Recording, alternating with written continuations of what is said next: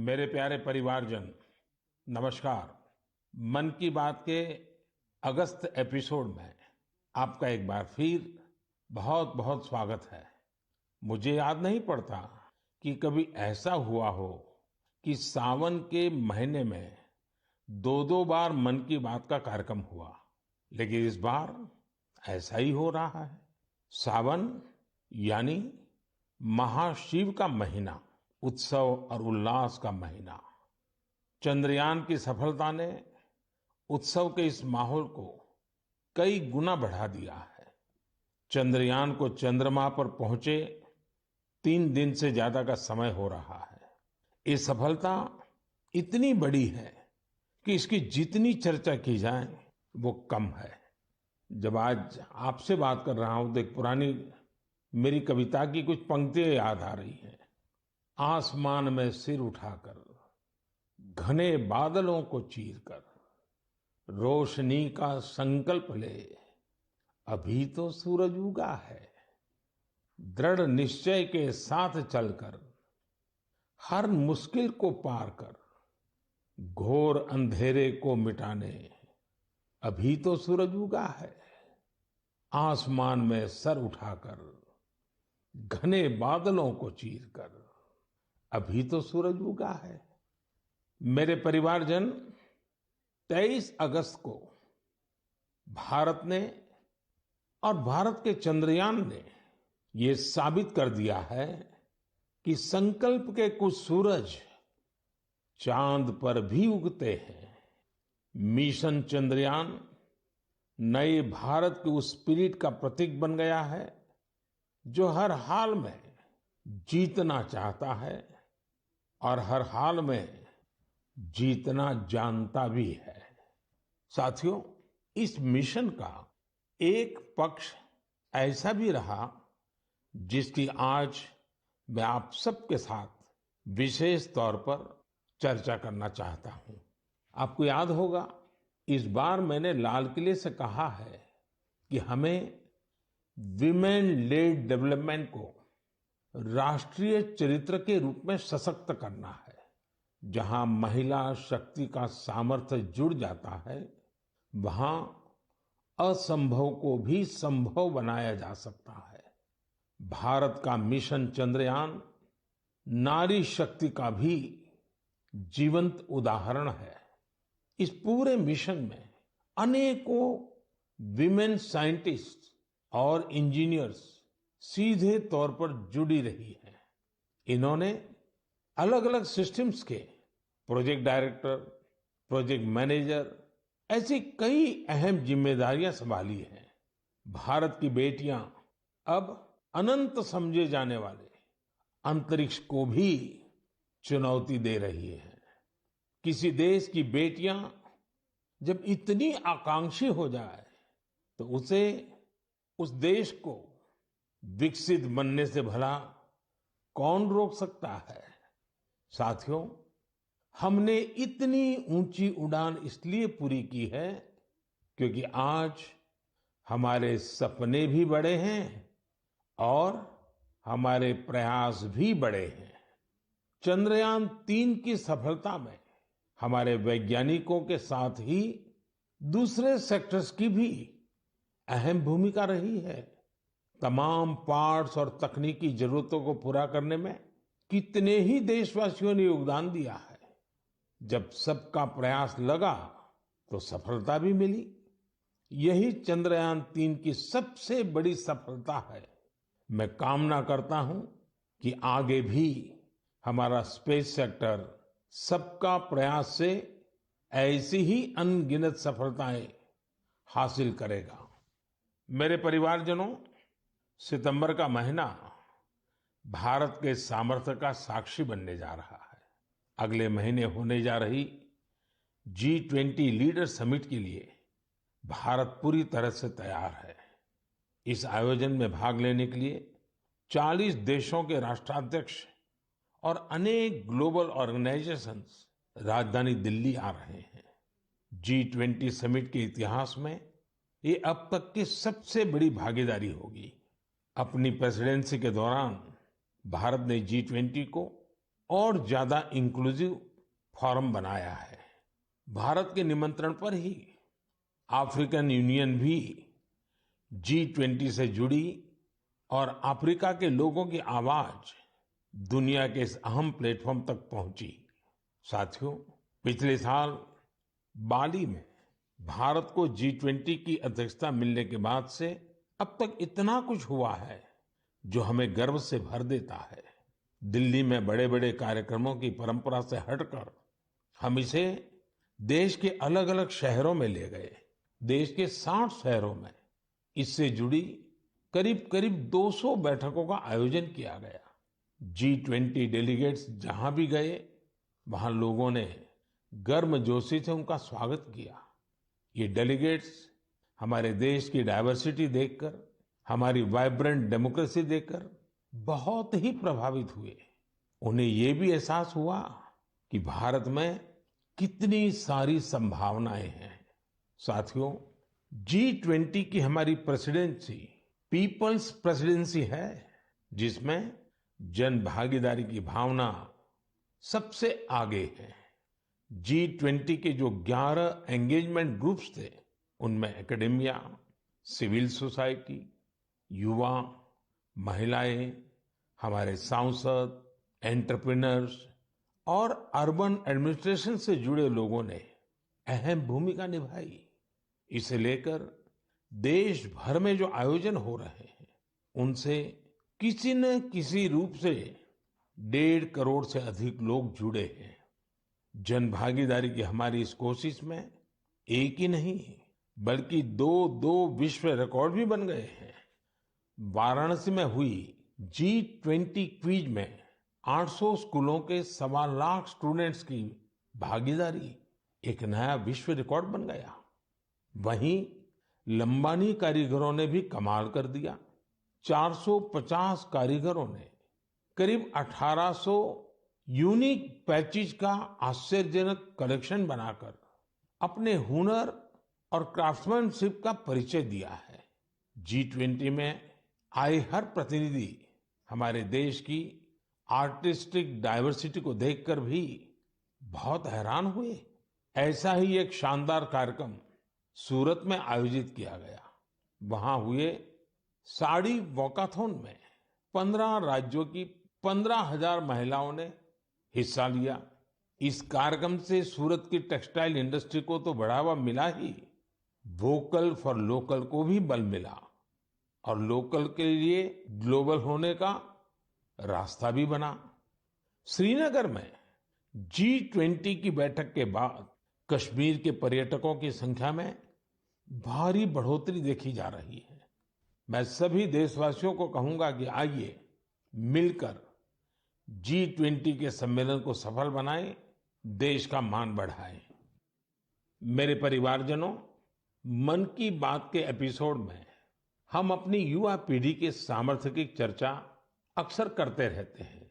आज खेलकूद एक ऐसा क्षेत्र है जहां हमारे युवा निरंतर नई सफलताएं हासिल कर रहे हैं। मैं आज मन की बात में एक ऐसे टूर्नामेंट की बात करूंगा जहां हाल ही में हमारे खिलाड़ियों ने देश का परचम लहराया है। कुछ ही दिनों पहले चीन में वर्ल्ड यूनिवर्सिटी गेम्स हुए थे।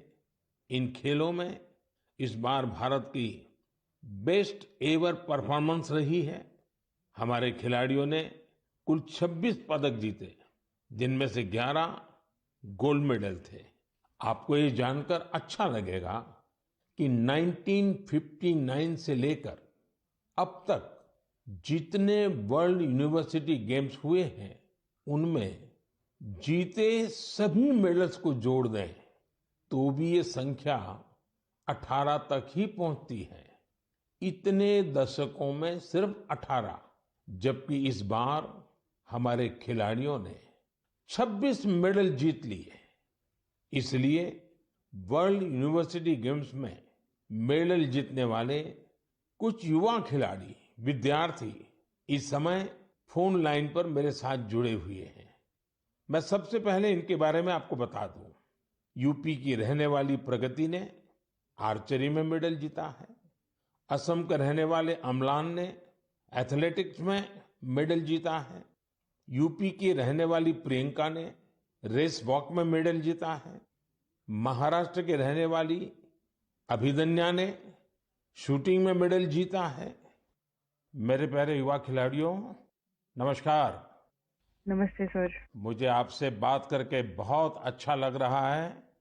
मैं सबसे पहले भारत की यूनिवर्सिटीज में से सिलेक्ट की गई टीम, आप लोगों ने जो भारत का नाम रोशन किया है, इसलिए मैं आप सबको बधाई देता हूं।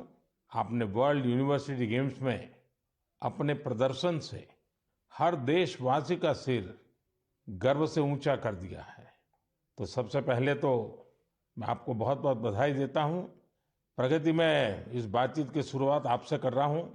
आप सबसे पहले मुझे बताइए कि 2 मेडल जीतने के बाद आप जब यहाँ से गई, तब ये सोचा था क्या, और इतना बड़ा विजय प्राप्त किया तो महसूस क्या हो रहा है? तो बहुत प्राउड फील कर रही थी मैं। मुझे इतना अच्छा लग रहा था कि मैं अपने देश का झंडा इतना ऊंचा लहरा के आई हूँ कि एक बार तो ठीक है गोल्ड फाइट में पहुंचे थे, उसको लूज किया था तो रिग्रेट हो रहा था, पर दूसरी बार यही था दिमाग में कि अब कुछ हो जाए, ये इसको नीचे नहीं जाने देना है, इसको हर हाल में सबसे ऊंचा लहरा के ही आना है। जब हम फाइट को लास्ट में जीते थे तो वहीं पोडियम पे हम लोग ने बहुत अच्छे से सेलिब्रेट किया था। वो मोमेंट बहुत अच्छा था। इतना प्राउड फील हो रहा था कि मतलब हिसाब नहीं था उसका। प्रगति, आपको तो फिजिकली बहुत बड़े प्रॉब्लम आए थे, उसमें से आप उभर करके आई। ये अपने आप में देश के नौजवानों के लिए बड़ा इंस्पायरिंग है। क्या हुआ था आपको? सर 5 मई 2020 में मुझे सर ब्रेन हैमरेज हुआ था। मैं वेंटिलेटर पे थी। कुछ कंफर्मेशन नहीं थी कि मैं बचूंगी कि नहीं, और बची तो कैसे बचूंगी, बट इतना था कि हाँ, मुझे अंदर से हिम्मत थी कि मैंने जाना है, वापस ग्राउंड पे खड़े होना है, एरो चलाने हैं। मेरे को मेरी जिंदगी बचाई है जो सबसे बड़ा हाथ भगवान का, उसके बाद डॉक्टर का, फिर आर्चरी का। हमारे साथ अम्लान भी है। अम्लान, जरा बताइए, आपकी एथलेटिक के प्रति इतनी ज्यादा रुचि कैसे डेवलप की? जी नमस्कार सर। नमस्कार, नमस्कार। सर एथलेटिक्स के प्रति तो पहले उतनी रुचि नहीं थी, पहले हम फुटबॉल में थे ज़्यादा। बट जैसे जैसे मेरे भाई का एक दोस्त है तो उन्होंने मेरे को बोला कि अमलान तुम्हें एथलेटिक्स में कंपटीशन में जाना चाहिए। तो मैंने सोचा चलो ठीक है। तो पहला जब मैंने स्टेट मीट खेला तो मैं हार गया उसमें। तो हार मुझे अच्छी नहीं लगी, तो ऐसे करते करते मैं एथलेटिक्स में आ गया। फिर ऐसे ही धीरे धीरे अभी मज़ा आने लग रहा है, तो ऐसे ही मेरा रुचि बढ़ गया। अम्लान, जरा बताइए, ज्यादातर प्रैक्टिस कहाँ की? ज्यादातर मैंने हैदराबाद में प्रैक्टिस की है, साई रेड्डी सर के अंडर। फिर उसके बाद में भुवनेश्वर में शिफ्ट हो गया, तो उधर से मेरा प्रोफेशनली स्टार्ट हुआ सर। अच्छा, हमारे साथ प्रियंका भी है। प्रियंका, आप 20 किलोमीटर रेस वॉक टीम का हिस्सा थी। सारा देश आज आपको सुन रहा है और वे इस स्पोर्ट्स के बारे में जानना चाहते हैं। आप ये बताइए कि इसके लिए किस तरह की स्किल की जरूरत होती है और आपकी कैरियर कहाँ कहाँ से कहाँ पहुंची? मेरे जैसे इवेंट में मतलब काफी टफ है, क्योंकि हमारे 5 जज खड़े होते हैं। अगर हम भाग भी लिए तो भी वो हमें निकाल देंगे, या फिर थोड़ा रोड से अगर हम उठ जाते हैं, जंप आ जाती है तो भी वो हमें निकाल देते हैं, या फिर हमने नी बैंड किया तो भी हमें निकाल देते हैं। और मेरे को तो वार्निंग भी 2 आ गई थी। उसके बाद मैंने अपनी स्पीड पे इतना कंट्रोल किया कि कहीं ना कहीं मुझे टीम मेडल तो एटलीस्ट यहाँ से जीतना ही है, क्योंकि हम देश के लिए यहाँ पे आए हैं और हमें खाली हाथ यहाँ से नहीं जाना है। और पिताजी, भाई वगैरह सब ठीक है? हाँ जी सर, सब बढ़िया। मैं तो सबको बताती हूँ कि आप मतलब इतना मोटिवेट करते हैं हम लोग को। सच में सर बहुत अच्छा लग रहा है, क्योंकि वर्ल्ड यूनिवर्सिटी जैसे खेल्स को इंडिया में इतना पूछा भी नहीं जाता, लेकिन अब इतना सपोर्ट मिल रहा है ना इस गेम में भी। मतलब हम ट्वीट भी देख रहे हैं कि हर कोई ट्वीट कर रहा है कि हमने इतने मेडल जीते हैं, तो काफी अच्छा लग रहा है कि ओलंपिक्स की तरह इसको भी इतना बढ़ावा मिल रहा है। चलिए प्रियंका, मेरी तरफ से बधाई है, आपने बड़ा नाम रोशन किया है। आइए हम अभिदन्य से बात करते हैं। नमस्ते सर। बताइए अपने विषय में। सर मैं प्रॉपर कोल्हापुर महाराष्ट्र से हूँ। मैं शूटिंग में 25 मीटर स्पोर्ट्स पिस्टल और 10 मीटर एयर पिस्टल दोनों इवेंट करती हूँ। मेरे माता पिता दोनों एक हाई स्कूल टीचर है। तो मैंने 2015 में शूटिंग स्टार्ट किया। जब मैंने शूटिंग स्टार्ट किया तब उधर कोल्हापुर में उतनी फैसिलिटीज नहीं मिलती थी। बस से ट्रैवल करके पेट वडगांव से कोल्हापुर जाने के लिए 1.5 घंटा लगता है, तो वापस आने के लिए 1.5 घंटा और 4 घंटे की ट्रेनिंग। तो ऐसे 6-7 घंटे तो आने जाने में और ट्रेनिंग में जाते थे, तो मेरी स्कूल भी मिस होती थी। तो फिर मम्मी पापा ने बोला कि बेटा एक काम करो, हम आपको सैटरडे संडे को लेके जाएंगे शूटिंग रेंज के लिए और बाकी टाइम आप दूसरे गेम्स करो। तो मैं बहुत सारे गेम्स करती थी बचपन में, क्योंकि मेरे मम्मी पापा को दोनों को खेल में काफी रुचि थी, लेकिन वो कुछ कर नहीं पाए, फाइनेंशियल सपोर्ट उतना नहीं था और उतनी जानकारी भी नहीं थी। इसलिए मेरी माताजी का बड़ा सपना था कि देश को रिप्रेजेंट करना चाहिए और फिर देश के लिए मेडल भी जीतना चाहिए। तो मैं उनकी ड्रीम कंप्लीट करने के लिए बचपन से काफी खेलकूद में रुचि लेती थी और फिर मैंने ताइक्वांडो भी किया है, उसमें भी ब्लैक बेल्ट हूँ और बॉक्सिंग, जूडो और फेंसिंग और डिस्कस थ्रो, ऐसे बहुत सारे गेम करके फिर मैं 2015 में शूटिंग में आ गई।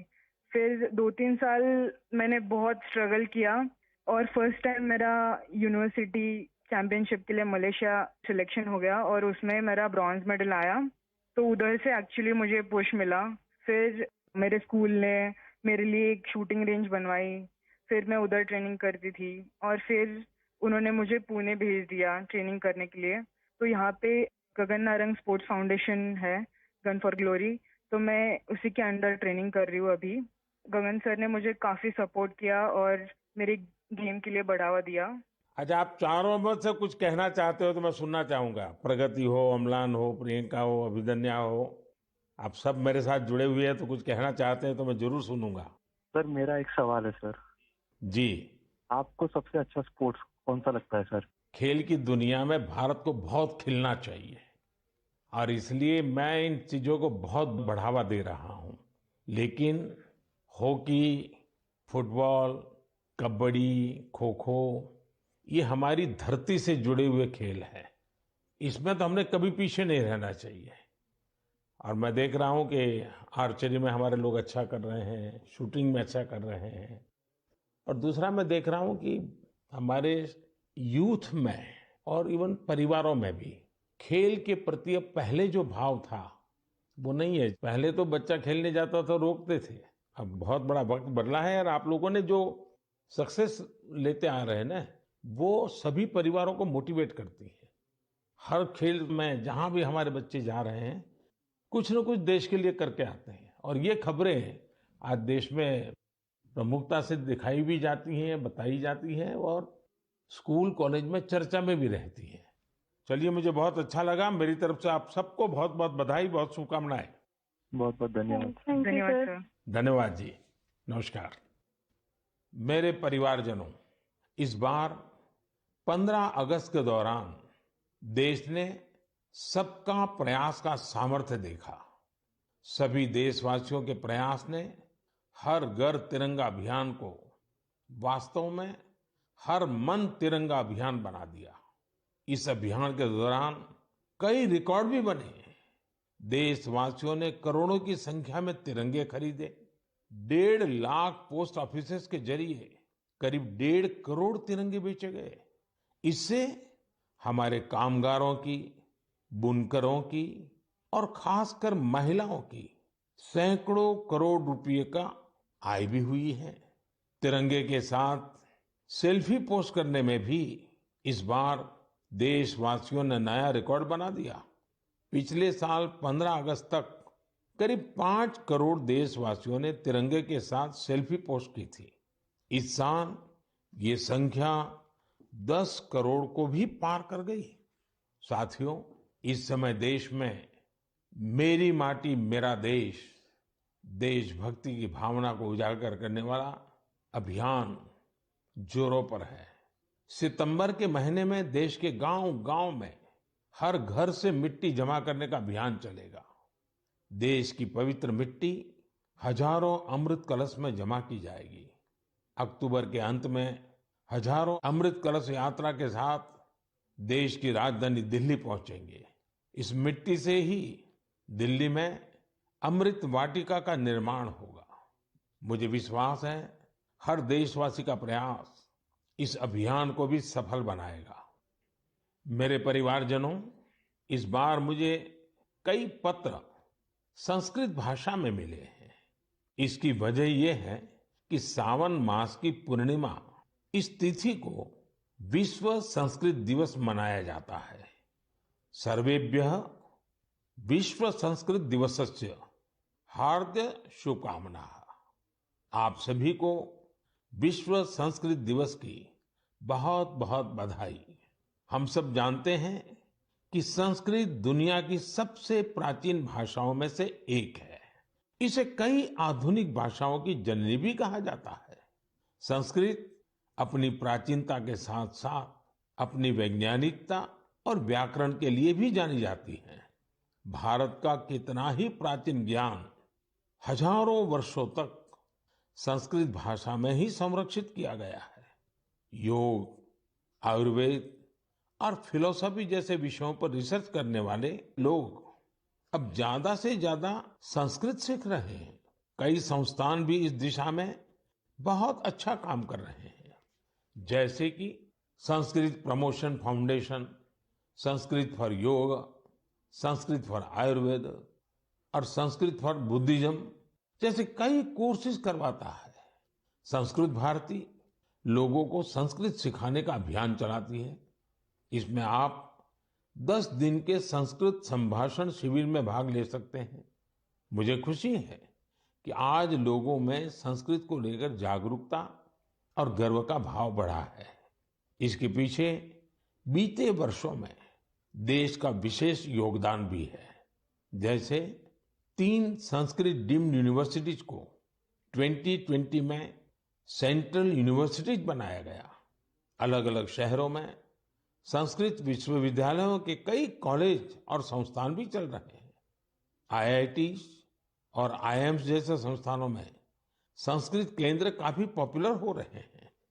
साथियों, अक्सर आपने एक बात जरूर अनुभव की होगी, जड़ों से जुड़ने की, हमारी संस्कृति से जुड़ने की, हमारी परंपरा का बहुत बड़ा सशक्त माध्यम होती है हमारी मातृभाषा।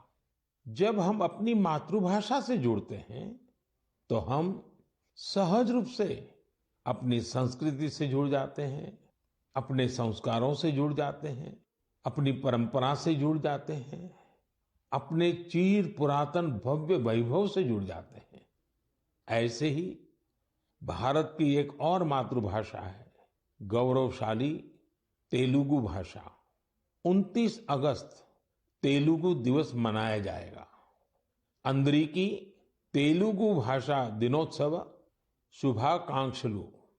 आप सभी को तेलुगु दिवस की बहुत बहुत बधाई। तेलुगु भाषा के साहित्य और विरासत में भारतीय संस्कृति के कई अनमोल रत्न छिपे हैं। तेलुगु की इस विरासत का लाभ पूरे देश को मिले, इसके लिए कई प्रयास भी किए जा रहे हैं। मेरे परिवारजनों, मन की बात के कई एपिसोड्स में हमने टूरिज्म पर बात की है। चीजों या स्थानों को साक्षात खुद देखना, समझना और कुछ पल उनको जीना एक अलग ही अनुभव देता है। कोई समंदर का कितना ही वर्णन कर दे, लेकिन हम समंदर को देखे बिना उसकी विशालता महसूस नहीं कर सकते। कोई हिमालय का कितना ही बखान कर दे, लेकिन हम हिमालय को देखे बिना उसकी सुंदरता का आकलन नहीं कर सकते। इसलिए ही मैं अक्सर आप सभी से ये आग्रह करता हूं कि जब मौका मिले हमें अपने देश की ब्यूटी, अपने देश की डाइवर्सिटी, उसे जरूर देखने जाना चाहिए। अक्सर हम एक और बात भी देखते हैं, हम भले ही दुनिया का कोना कोना छान ले, लेकिन अपने ही शहर या राज्य की कई बेहतरीन जगहों और चीजों से अनजान होते हैं। कई बार ऐसा होता है कि लोग अपने शहर के ही ऐतिहासिक स्थलों के बारे में ज्यादा नहीं जानते। ऐसा ही कुछ धनपाल जी के साथ हुआ। धनपाल जी बेंगलुरु के ट्रांसपोर्ट ऑफिस में ड्राइवर का काम करते थे। करीब 17 साल पहले उन्हें साइट सीइंग विंग में जिम्मेदारी मिली थी। इसे अब लोग बेंगलुरु दर्शिनी के नाम से जानते हैं। धनपाल जी पर्यटकों को शहर के अलग-अलग पर्यटन स्थलों पर ले जाया करते थे। ऐसी ही एक ट्रिप पर किसी टूरिस्ट ने उनसे पूछ लिया, बेंगलुरु में टैंक को सेंकी टैंक क्यों कहा जाता है? उन्हें बहुत ही खराब लगा कि उन्हें इसका जवाब पता नहीं था। ऐसे में उन्होंने खुद की जानकारी बढ़ाने पर फोकस किया। अपनी विरासत को जानने के इस जुनून में उन्हें अनेक पत्थर और शिलालेख मिले। इस काम में धनपाल जी का मन ऐसा रमा कि उन्होंने एपिग्राफी यानी शिलालेखों से जुड़े विषय में डिप्लोमा भी कर लिया। हालांकि अब वे रिटायर हो चुके हैं, लेकिन बेंगलुरु के इतिहास खंगालने का उनका शौक अब भी बरकरार है। साथियों, मुझे ब्रायन डी खारप्रन के बारे में बताते हुए बेहद खुशी हो रही है। ये मेघालय के रहने वाले हैं और उनकी स्पेलियोलॉजी में गजब की दिलचस्पी है। सरल भाषा में कहा जाए तो इसका मतलब है गुफाओं का अध्ययन। वर्षों पहले उनमें यह इंटरेस्ट तब जगा जब उन्होंने कई स्टोरी बुक्स पढ़ी। 1964 में उन्होंने एक स्कूली छात्र के रूप में अपना पहला एक्सप्लोरेशन किया। 1990 में उन्होंने अपने दोस्त के साथ मिलकर एक एसोसिएशन की स्थापना की और इसके जरिए मेघालय की अनजान गुफाओं के बारे में पता लगाना शुरू किया। देखते ही देखते उन्होंने अपनी टीम के साथ मेघालय की 1700 से ज्यादा गुफाओं की खोज कर डाली और राज्य को वर्ल्ड केव मैप पर ला दिया। भारत की सबसे लंबी और गहरी गुफाओं में से कुछ मेघालय में मौजूद है। ब्रायन जी और उनकी टीम ने केव फौना यानी गुफा के उन जीव जंतुओं को भी डॉक्यूमेंट किया है जो दुनिया में और कहीं नहीं पाए जाते हैं। मैं इस पूरी टीम के प्रयासों की सराहना करता हूं। साथ ही मेरा यह आग्रह भी है कि आप मेघालय की गुफाओं में घूमने का प्लान जरूर बनाएं। मेरे परिवारजनों, आप सभी जानते हैं कि डेयरी सेक्टर हमारे देश के सबसे इम्पोर्टेंट सेक्टर में से एक है। हमारी माताओं और बहनों के जीवन में बड़ा परिवर्तन लाने में तो इसकी बहुत अहम भूमिका रही है। कुछ ही दिनों पहले मुझे गुजरात की बनास डेयरी के एक इंटरेस्टिंग इनिशिएटिव के बारे में जानकारी मिली। बनास डेयरी एशिया की सबसे बड़ी डेयरी मानी जाती है। यहाँ हर रोज औसतन 75 लाख लीटर दूध प्रोसेस किया जाता है। इसके बाद इसे दूसरे राज्यों में भी भेजा जाता है। दूसरे राज्यों में यहाँ के दूध की समय पर डिलीवरी हो, इसके लिए अभी तक टैंकर या फिर मिल्क ट्रेनों का सहारा लिया जाता था, लेकिन इसमें भी चुनौतियां कम नहीं थी। एक तो यह कि लोडिंग और अनलोडिंग में समय बहुत लगता था और कई बार इसमें दूध भी खराब हो जाता था। इस समस्या को दूर करने के लिए भारतीय रेलवे ने एक नया प्रयोग किया। रेलवे ने पालनपुर से न्यू रेवाड़ी तक ट्रक ऑन ट्रैक की सुविधा शुरू की। इसमें दूध के ट्रकों को सीधे ट्रेन पर चढ़ा दिया जाता है, यानी ट्रांसपोर्टेशन की बहुत बड़ी दिक्कत इससे दूर हुई है। ट्रक ऑन ट्रैक सुविधा के नतीजे बहुत संतोष देने वाले रहे हैं। पहले जिस दूध को पहुंचाने में 30 घंटे लग जाते थे, वो अब आधे से भी कम समय में पहुंच रहा है। इससे जहां ईंधन से होने वाला प्रदूषण रुका है, वहीं ईंधन का खर्च भी बच रहा है। इससे बहुत बड़ा लाभ ट्रकों के ड्राइवरों को भी हुआ है। उनका जीवन आसान बना है। साथियों, कलेक्टिव एफर्ट से आज हमारी डेयरीज भी आधुनिक सोच के साथ आगे बढ़ रही है। बनास डेयरी ने पर्यावरण संरक्षण की दिशा में भी किस तरह से कदम आगे बढ़ाया है, इसका पता सीडबॉल वृक्षारोपण अभियान से चलता है। वाराणसी मिल्क यूनियन हमारे डेयरी फार्मर्स की आय बढ़ाने के लिए मैन्योर मैनेजमेंट पर काम कर रही है। केरला की मलाबार मिल्क यूनियन डेयरी का प्रयास भी बेहद अनूठा है। ये पशुओं की बीमारियों के इलाज के लिए आयुर्वेदिक मेडिसिन विकसित करने में जुटी है। साथियों, आज ऐसे बहुत से लोग हैं जो डेयरी को अपनाकर इसे डाइवर्सिफाई कर रहे हैं। राजस्थान के कोटा में डेयरी फार्म चला रहे अमनप्रीत सिंह के बारे में भी आपको जरूर जानना चाहिए। उन्होंने डेयरी के साथ बायोगैस पर भी फोकस किया और 2 बायोगैस प्लांट लगाए। इससे बिजली पर होने वाला उनका खर्च करीब 70% कम हुआ है। इनका ये प्रयास देश भर के डेयरी फार्मर्स को प्रेरित करने वाला है। आज कई बड़ी डेयरीज बायोगैस पर फोकस कर रही है। इस प्रकार के कम्युनिटी ड्रिवन वैल्यू एडिशन बहुत उत्साहित करने वाले हैं। मुझे विश्वास है कि देश भर में इस तरह के ट्रेंड्स निरंतर जारी रहेंगे। मेरे परिवारजनों, मन की बात में आज बस इतना ही। अब त्योहारों का मौसम भी आ ही गया है। आप सभी को रक्षाबंधन की भी अग्रिम शुभकामनाएं।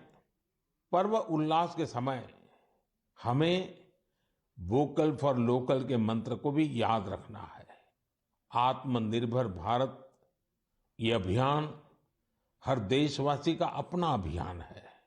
और जब त्योहार का माहौल है तो हम अपने आस्था के स्थलों और उसके आसपास के क्षेत्र को स्वच्छ तो रखना ही है, लेकिन हमेशा के लिए। अगली बार आपसे फिर मन की बात होगी, कुछ नए विषयों के साथ मिलेंगे।